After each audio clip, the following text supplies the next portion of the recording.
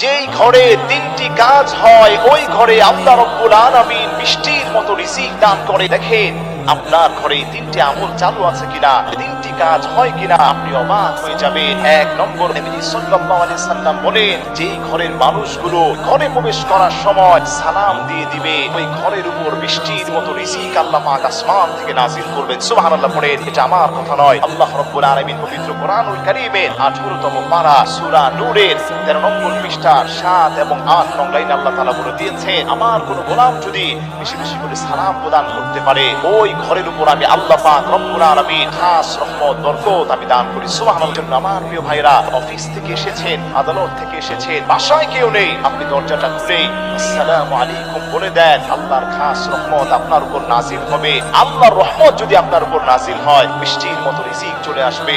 দুই নম্বর, যেই ঘরের মানুষগুলো দুই নম্বর কাজটা করবে, আল্লাহ তাদের মধ্যেও রিজিকের ফয়সালা করবে। যেই ঘরের মানুষগুলো ঠিকমতো নামাজগুলো আদায় করে, ইন্নাস সালাতা কানাত আলাল মুমিনিনা কিতাবাম মাওকুতা, আমার যেই গোলামটা নির্দিষ্ট সময় নামাজটা আদায় করবে, তার রিজিকের দরজাকে আমি প্রশস্ত করে দেই, পেরেশানি আমি দূর করে দেই। পবিত্র কোরআনুল কারীমের 82 জায়গায় আল্লাহ পাক এই নামাজ কায়েম করার কথা বলেছেন। আপনি ফ্যামিলিতে একলা নামাজ পড়ছেন, সন্তানরা নামাজ পড়ছে না, তাহলে কিন্তু বরকত হবে না। আপনি নিজে নামাজ পড়ছেন, সন্তানদেরকে নামাজের জন্য উৎসাহ প্রদান করেন, তাদেরকেও নামাজ পড়ার জন্য বলেন, স্ত্রীকে বলেন, রিজিকের অভাব দেখা দিবে না, রিজিকের জন্য মানুষের কাছে আপনার যাওয়া লাগবে না। আল্লাহ পাক তার রহমত করুণার মাধ্যমে আপনাকে রিজিক দান করবেন। 3 নম্বর হচ্ছে, যেই ঘরের মধ্যে পবিত্র কোরআনের তিলাওয়াত করা হয় প্রতিদিন, যেই ঘরটায় কোরআন তেলাওয়াত করা হবে, ওই ঘরের মানুষ কশিন কালেও না খেয়ে থাকতে পারে না। সুবহানাল্লাহ পড়েন। হাদিসের মধ্যে এসেছে, যেই ঘরে প্রতিদিন মাগরিবের পরে মান ক্বরাআ সূরাতাল ওয়াকিআ, এই সূরাতুল ওয়াকিআ একবার করে কেউ পাঠ করবে, আল্লাহ পাক রব্বুল আলামিন বৃষ্টির মতো রিজিক তাদের ঘরের মধ্যে দান করবে। সুবহানাল্লাহ পড়েন। হযরত আব্দুল্লাহ ইবনে মাসউদ রাদিয়াল্লাহু তাআলা, তিনি হঠাৎ করে অসুস্থ হয়েছিলেন সাহাবী।